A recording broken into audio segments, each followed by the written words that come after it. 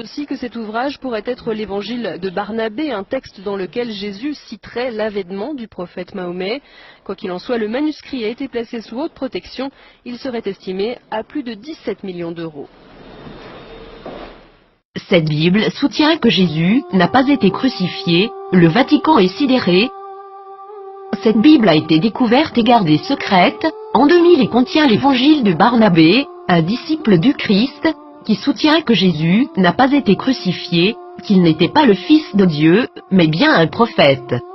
Cette Bible soutient aussi que l'apôtre Paul est appelé l'imposteur, que Jésus a fait son ascension tout en restant vivant et que c'est Judas Iscariote qui a été crucifié à sa place. Authenticité selon les rapports, les experts et les autorités religieuses, à Téhéran, insistent sur le fait que le livre est un original. Il est écrit avec des lettres dorées, sur du cuir relié et il est écrit dans la langue araméenne, qui était la langue parlée par Jésus. Le texte principal maintient une vision similaire à celle de l'islam, contredisant les enseignements du Nouveau Testament de la chrétienté. Jésus a aussi prédit la venue du prophète Mahomet, qui a fondé l'islam, 700 ans plus tard.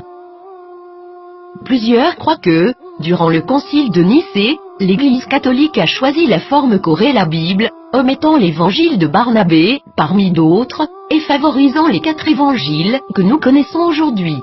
De nombreux textes bibliques ont commencé à faire surface depuis ce temps, incluant ceux de la mer morte et les évangiles gnostiques, mais cette Bible semble tout particulièrement inquiéter le Vatican. Qu'est-ce que cela signifie pour les religions chrétiennes et ses adeptes? Quelque chose d'inconfortable. Le Vatican a demandé aux autorités turques de pouvoir examiner le contenu du livre. Maintenant que ce livre a été découvert, accepteront-ils cette preuve? La nieront-ils? L'appelleront-ils un mensonge musulman, comme l'a fait le magazine Truth en 2000?